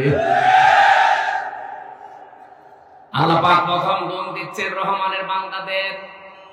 ১ নম্বরে আল্লাহর রহমানের বান্দা যারা, আল্লাহর বান্দা যারা, তাদের প্রথম গুণ হবে এই মানুষগুলো জমিন নম্র ভাবে চলবে। কিভাবে? আপনি নিজের সাথে মিলান তো, আপনার ভেতরে নম্রতা আছে না নেই? আজ আপনি উগ্র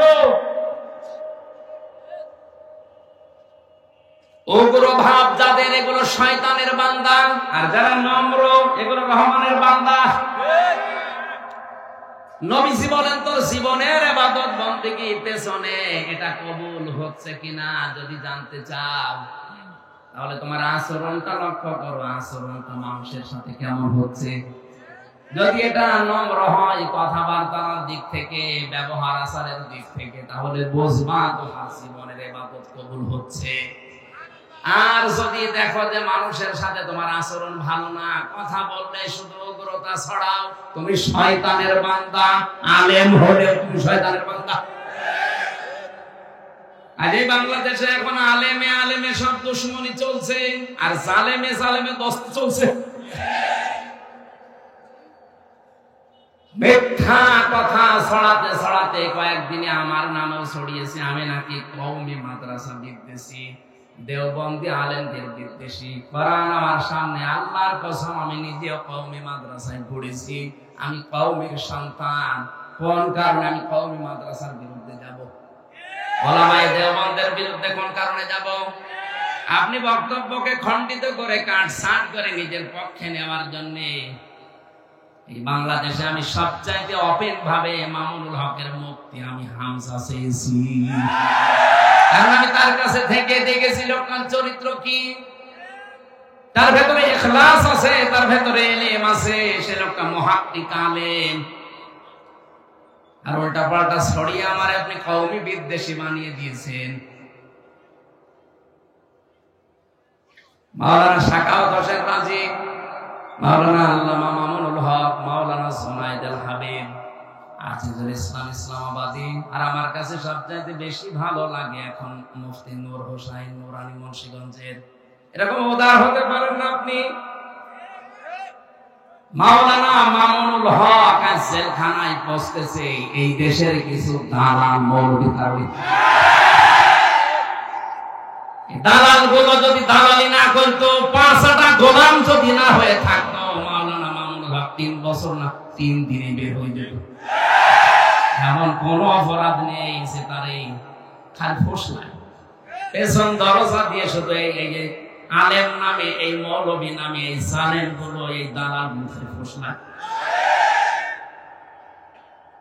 কথা বলতে গেলে ওর গায়ে লাগে, এই কারণে এখন আমারে বানিয়েছে অনেক কওমি মাদ্রাসা, দেওবন্দি আলেমদের বিরুদ্ধে। শয়তান শয়তানি করার জায়গা পাও না, মানুষের নামে আন্দাজে এক মিথ্যা তহমত দিয়ে দাও। আমি সে ছোটবেলা থেকে নিজে কওমি মাদ্রাসায় আফেছি, কওমি, আমি কওমির সন্তান, আর আমার নাম দিয়েছে কোটাবাজ। আমি সংগঠন হিসাবে দেশে যারা দিন কায়েমের চেষ্টা করে, আমি তাদের সাথে আছি মনে প্রাণে, কারণ আমি জানি আমার মরণ হওয়া লাগবে সাধারণ না, শাহাদতের মরণ। ৩টা বছরের জেলখানার জীবনে প্রতিদিনের আমার তাহাজ্জুদের নামাজের দোয়া ছিল এইটা, আল্লাহুম্মা ইন্নী আসআলুকা শাহাদাতান ফি সাবিলিক। আমি সাধারণ মরণ চাই না, আমি শাহাদতের মরণ চাই। আর শাহাদতের মরণ হতে হলে এই দেশে যারা ইসলামী আন্দোলন করছে, এখানে থাকলে সম্ভাবনা বেশি। তাছাড়া ওই রাস্তায় বসে শুধু হু হু, ওখানে কিয়ামতের আগেও শহীদ হওয়া যাবে।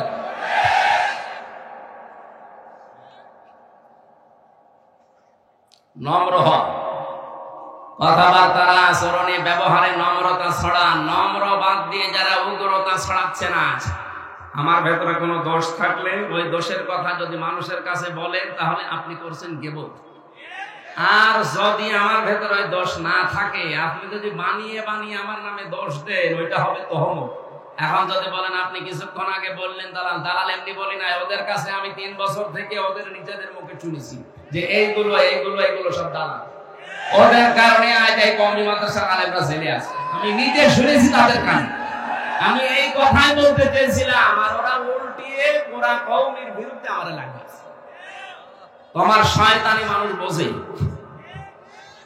আর আমার মনের খবর তো আল্লাহ ভালোই জানে। আমাদের নম্রতা ভদ্রতা, এটা আল্লাহ ইবাদুর রহমানের ভেতরে প্রথম গুণ দিয়েছেন। আমি সহ যারা এসেছি, আল্লাহ যেন আমাদের ভিক্ষা দেন। ওয়াইদা খাতাবাহুমুল জাহিলুনা ক্বালু সালামা, যখন কথা বলবেন এই অজ্ঞ এই মূর্খ এদের সাথে কথা বললে, জাহেলদের সাথে বলবেন ভাই ঠিক আছে। এখন আজ জাহেল রাজা শুরু করেছে, এখন তো এইটা বলা ছাড়া দেখছি উপায় নেই। ডক্টর আবুল কালাম আজাদ বাসার ভাই একবার বলছিল যে রংপুরে যাচ্ছিলাম এক মাহফিলে, গাড়ি নিয়ে আসি না, বাসে যাচ্ছিলাম, হঠাৎ আমি হেল্পারকে বললাম ভাই গাড়িটা থামান, আমি একটু নামাজ পড়ি। না, নামাজ পড়ার জন্য সময় এখন আমাদের হাতে নেই, গাড়ি ঠিক মতো পৌঁছানো লাগবে, আপনি গাড়িতেই নামাজ পড়ি। গাড়িতে তো নামাজ পড়ে নেব, তো পশ্চিম কোন দিকে? হেল্পার ডাক দিয়ে বলছে হুজুর গাড়িতে পশ্চিম লাগে না। ফতোয়া দিচ্ছে, অথচ লোকটা ডক্টর, তারে ফতোয়া দিচ্ছে হুজুর গাড়িতে পশ্চিম লাগে না। বলে তখন রেগে গেছে, এই বেটা হুজুর তুই না আমি, তোরে আমি জিজ্ঞাসা করলাম একটু থামা, থামালি না, পশ্চিম কোন দিকে তা বলিস না, তুই ফতোয়া দিলি, ফতোয়া বুঝিস। সত্যি করে বল আসলে পশ্চিম কোন দিকে? হুজুর আমি জানি না। এই যে পেটে বোম মারলে বের হয় না, আর এরা ডক্টর আবুল কালাম আজাদের ভুল ধরে।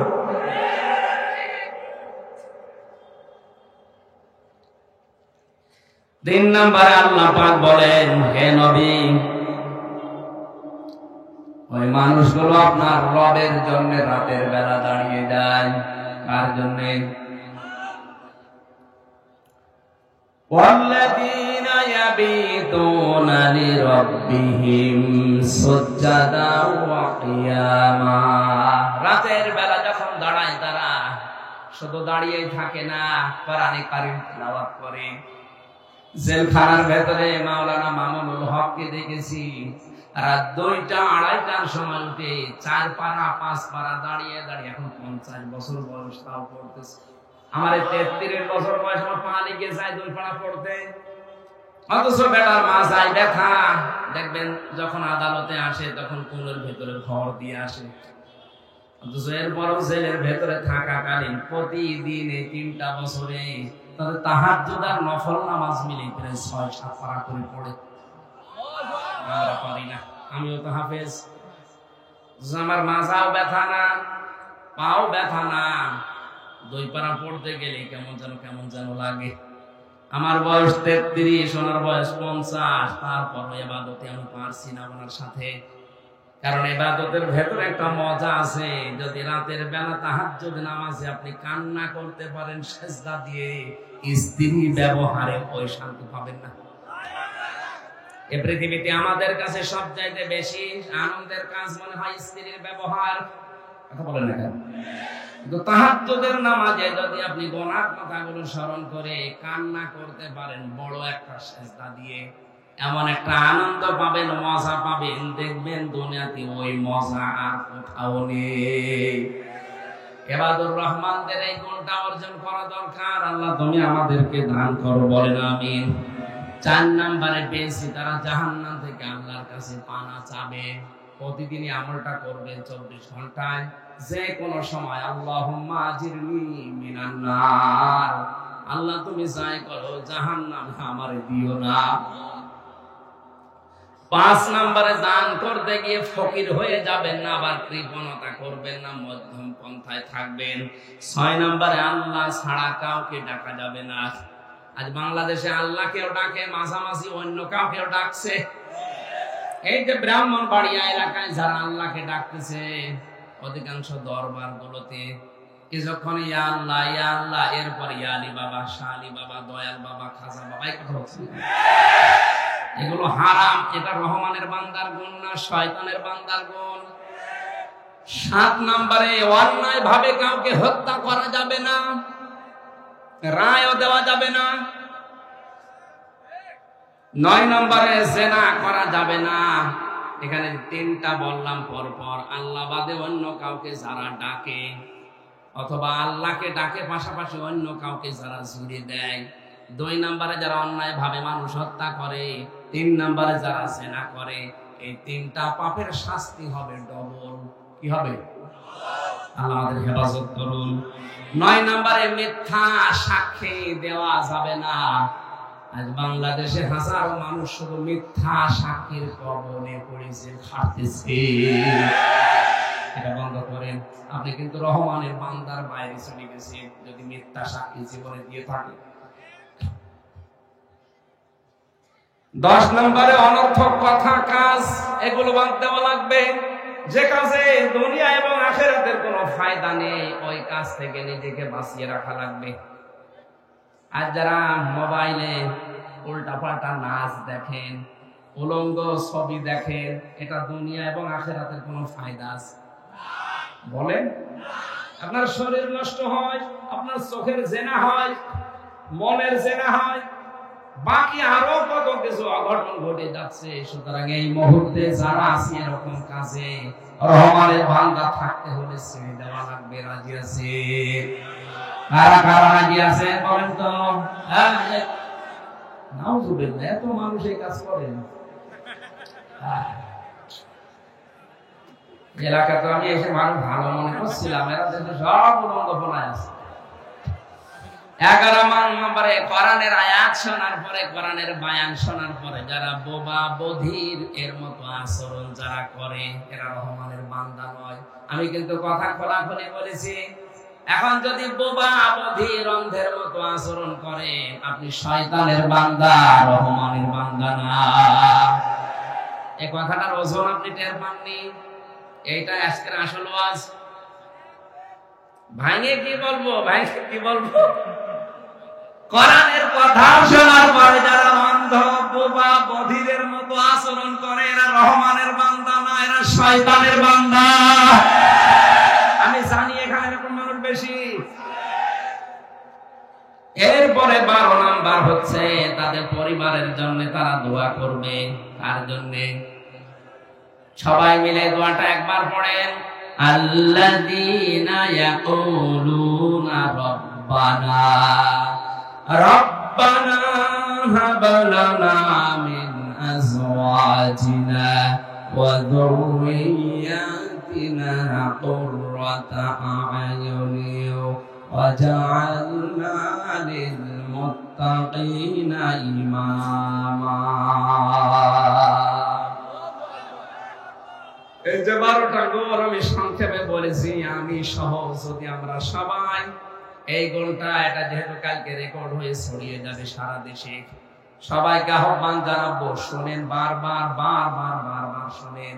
নিজেদের জীবনে যদি আমল করে নিতে পারেন, এই 12টা গোল আপনি রহমানের বান্দা হিসাবে আল্লাহ পাক নিজে আপনার জন্য অ্যাপার্টমেন্ট তৈরি করবেন। এই পৃথিবীতে একজন মানুষকে আল্লাহ জান্নাতের ঘর দেখিয়েছিলেন, তার নাম আসিয়া। নাম কি? হযরতে আসিয়াকে আল্লাহ নিজে জান্নাতের ঘর দেখাইকা ইউদুসাউনাল গরফাতা বিমা সাবারু ওয়া ইউলাকাউনা ফিহা তাহিয়াতাও ওয়া সালামা খালিদিনা ফিহা হাসনাত মুস্তাকাররাও ওয়া মুকামা। সুবহানাল্লাহ আলহামদুলিল্লাহ লা ইলাহা ইল্লাল্লাহ সুবহানাল্লাহ।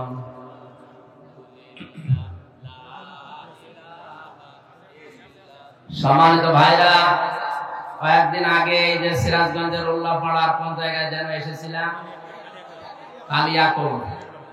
আপনারা মেয়েদের জন্য এবং পুরুষদের জন্য, পুরুষরা মেয়েদেরকে দেবেন, মেয়েরা পুরুষদেরকে দেবেন। ওই গাড়িতে একটা বই লেখা আছে আমার, পারিবারিক জীবনে অশান্তি এবং তার প্রতিকার কি। কোরআন হাদিস এবং নবীজি কিভাবে তৈরি করেছিলেন ওইভাবে লেখা আছে। ওইটা যাওয়ার সময় নিয়ে উপহার দেবেন, কাজে লাগবে। পরকীয়া প্রেম যাদের পরিবারে আছে, আমি আশা করছি বইটা শেষ করে আমল করলে খুবই যাবে। প্রশ্ন দিয়েছেন মহিলাদের জন্য কি দিন প্রচার করা ফরজ? সবার জন্য ফরজ। যে যতটুকু জানে তার অঙ্গনে প্রচার করা ফরজ, কিন্তু পর্দা রক্ষা করা লাগবে। মহিলাদের চিল্লায় যাওয়া কি যায়? যদি মাহরাম থাকে, চিল্লা মানে কি ওই 40 দিনে যেতে হবে তা না, আপনি একদিনে যান, কোনো অসুবিধা নেই। মহিলারা সেজদা দেবে কিভাবে? মেয়েদের সেজদা দেওয়ার ওই বইতে নিয়মটা লেখা আছে, ছবি সহ দেওয়া আছে কিভাবে সেজদা দেওয়া লাগে। এটা তো এখানে দেখানো যাচ্ছে না। মেয়েরা মেয়েদেরকে স্বামীরা দেখাবেন, ওরা না গুটো গুটো হয়ে বসবে, একেবারে সব কিছু আটো সাটো হয়ে শারীরিক ঘটনার কারণে। আমার স্বামী তালিমে যাওয়া পছন্দ করে না, তাহলে কি আমার তালিমে যাওয়া ঠিক হবে নাকি ঘরে থাকা উত্তম? আল্লাহ রসুলের কথা শুনতে গিয়ে যদি পৃথিবীর কারো মন রক্ষা করা লাগে, ওটা গুনাহ হবে। হ্যাঁ, যদি বোঝেন যে এইটা করতে গিয়ে এমন সময় চলে যাচ্ছে যেটা স্বামীর হক ছিল, যে সময়টুকু আপনি ওই সময়টুকু কন্ট্রোল করবেন। আমরা বেশি গুরুত্ব দেব কি কোরআন না হাদিস? কি পাগল না ছাগলে? আগে কোরআন, এরপরে হাদিস। এশার নামাজের পরে সূরা মুলুক আর সূরা বাকারার শেষের 3 আয়াত নাকি 2 আয়াত পড়তে হবে? শেষের 3 আয়াত আর সূরা মুলুক। আল্লাহ আমাদেরকে তৌফিক দেন, আমিন। বারাকাল্লাহু লানা ওয়া লাকুম ফিল কোরআনিল আযীম। আল্লাহুম্মা আমিন। রব্বানা যালামনা আনফুসানা ওয়া ইল্লাম তাগফির লানা ওয়া তারহামনা লানাকুনান্না মিনাল খাসিরিন।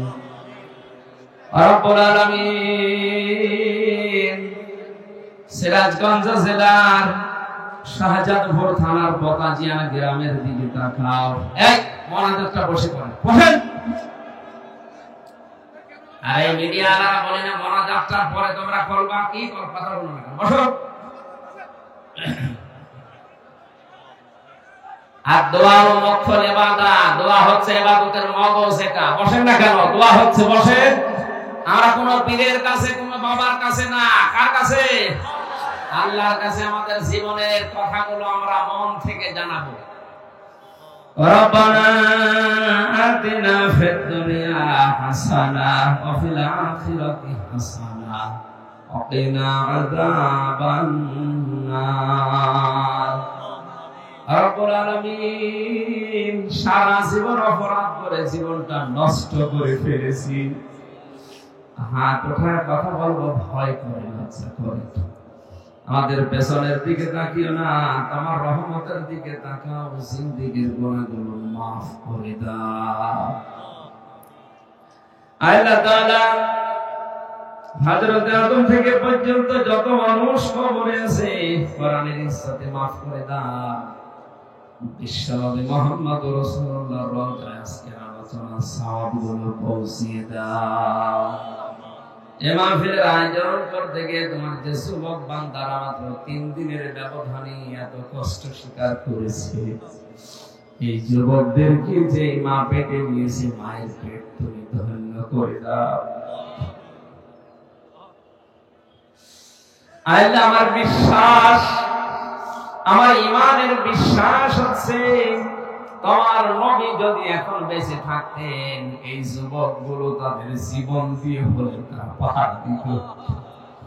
3টা দিনের ব্যবধানে কোরআনের ইজ্জতে যারা এত কষ্ট করতে পারে, কোরআনের প্রসারে তোমার নবীকে জীবন দিয়ে হলেও রক্ষা করত। আল্লাহ তাআলা এদেরকে তুমি তার হাই বলে সবাইয়ের মতো কবুল করে নাও। এদেরকে যে মা পেটে নিয়েছে, মায়ের পেট তুমি খাদিজার মতো, হযরত রহিমার মতো বানিয়ে দাও। সম্মানিত মা বোনদেরকে তুমি হযরত ফাতিমা, হযরত আয়েশার সাথে কবুল করো। অনেক পরিবারে শান্তি নিয়ে আল্লাহ শেফায়ে কামেলা আজেরা দিয়ে শান্তি দান করো। মেয়েরা অনেকে অসুস্থ, দোয়া চেয়েছে, এমন রোগ তুমি দিয়েছো যেটা মানুষের কাছে বলা যায় না। আশা নিয়ে এসেছি মুসাফির অবস্থায়, অসুস্থ অবস্থায়, মাজলুম অবস্থায়। আল্লাহ তুমি আমাদের রোগ শোক দূর করে দাও। মাহফিলের সভাপতি জনাব আল হাসান আলমগীর জাহান বাচ্চু, আল্লাহ তাআলা অনেক দায়িত্ব তার মাথার উপরে। তুমি যে দায়িত্ব জনগণের দিয়েছো তার মাথায় সঠিকভাবে সততার সাথে পালন করার তৌফিক দাও। আমাদের প্রধান অতিথি মাননীয় এমপি জনাব চয়ন ইসলামকে কবুল করো। জনাব ডক্টর সাজ্জাদ হায়দার লিটন ভাইকে তুমি মঞ্জুর করে দাও। এদের মা বাবাকে ক্ষমা করো।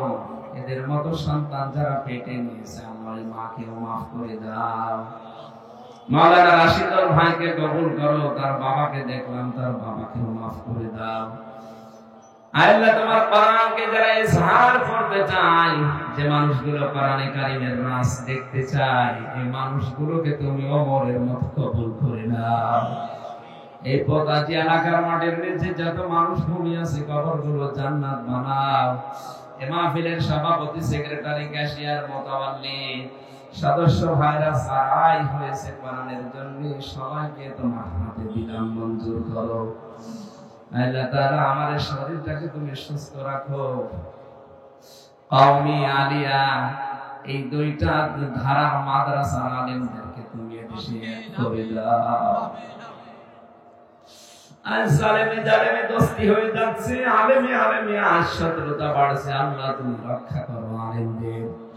আমাদের ঐক্যমত হওয়ার তৌফিক দাও। ঐক্যবদ্ধ হয়ে দিন এদেশে কায়েম করতে পারি সেই মন আমাদের দান করো। রহমানের বান্দা হওয়ার জন্য যে গুণগুলো তুমি দিলে, আমি সহ প্রত্যেককে এগুলো আয়ত্ত করার তৌফিক দাও। আমরা যেন শয়তানের বান্দা হয়ে না যাই, সেদিকে তুমি খেয়াল রেখো রব্বুল আলামিন। আজকে তোমার এক বান্দা কোরআনের দায়ী, আন্তর্জাতিক ইসলামিক স্কলার, আমাদের অভিভাবক, আলেমদের মাথার মুকুট আল্লামা লুৎফুর রহমান তোমার ডাকে সাড়া দিয়ে বিদায় নিয়েছে। আল্লাহ তার জীবনের ভালো ভালো কাজগুলো কবুল করো। মানুষ হিসাবে যদি অন্যায় করে থাকে, হাজার হাজার মানুষ নিয়ে বলছি, আল্লাহ তুমি তাকে মাফ করে দাও।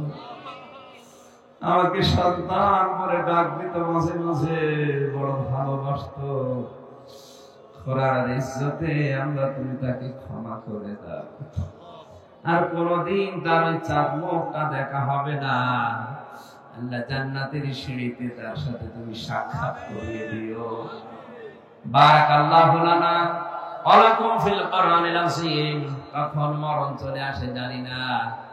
আল্লাহ এই দেশটার জন্য যারা স্বাধীনতার সংগ্রাম করেছিল, ওই বীর মুক্তিযোদ্ধাদের কবরগুলো জান্নাত বানিয়ে দাও। ভাষার জন্য যারা জীবন দিয়েছে তাদেরকেও ক্ষমা করো। বঙ্গবন্ধু থেকে শুরু করে আমাদের প্রধানমন্ত্রী শেখ হাসিনা থেকে শুরু করে এদেশের দায়িত্ব যারা পালন করছে, এদেরকে তুমি মঞ্জুর করো। প্রশাসনের উপরে তোমার রহমত নাযিল করো। শাহজাদপুর থানার OC, SLR, SP, DC, TNO, যত পুলিশ সদস্য ভাইরা দায়িত্ব পালন করেছে কোরআনের জন্য, আল্লাহ এদের ইবাদত হিসেবে কবুল করে নাও। এদের মা বাবা, আত্মীয় স্বজন যারা দেশে আছে, তাদেরকে তুমি সহি সালামতে রাখো। বাংলার প্রশাসনকে আল্লাহ তুমি ওমরের মতো বানিয়ে দাও। আল্লাহুম্মা ইন্নী আসআলুকা শাহাদাতান ফি সাবিলিক। শাহাদাতের মরণ চাই, শাহাদাতের মরণ চাই, শাহাদাতের মরণ চাই। মরণের সময় যেন বলতে পারি লা ইলাহা ইল্লাল্লাহু মুহাম্মাদুর রাসূলুল্লাহ। ওই যে গাড়ি আছে, সাদা গাড়ি দেখা যাচ্ছে, যাওয়ার সময় নিয়ে স্ত্রীকে লক্ষ্য করে দেবেন, স্বামীরা স্বামীকে দেবেন, স্ত্রীরা স্বামীকে দেবেন, স্বামীরা স্ত্রীকে দেবেন, হাদিয়া দেবেন, ওটা কাজে লাগবে ইনশাআল্লাহ।